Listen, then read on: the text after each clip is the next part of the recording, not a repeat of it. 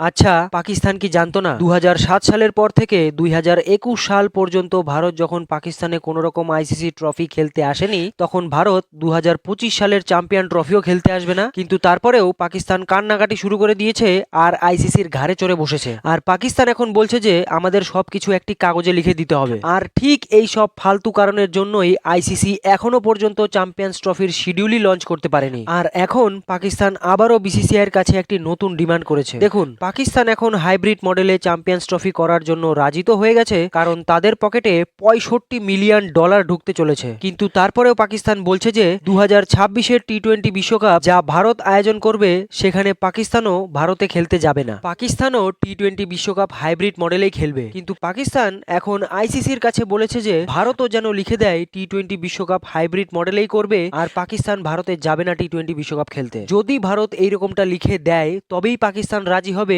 এবারের হাইব্রিড মডেলে champions trophy করাতে। কিন্তু এর ফলে ভারতের 3বার লোকসান হবে, কারণ ভারত 2026 সালের টি-20 বিশ্বকাপ হোস্ট করবে, 2029 সালের চ্যাম্পিয়ন্স ট্রফিও হোস্ট করবে, এমনকি 2031 সালের বিশ্বকাপও ভারতই হোস্ট করবে। তাই পাকিস্তানের যদি লস হয় মাত্র একবার হবে, কিন্তু ভারতের তিনবার লস হবে।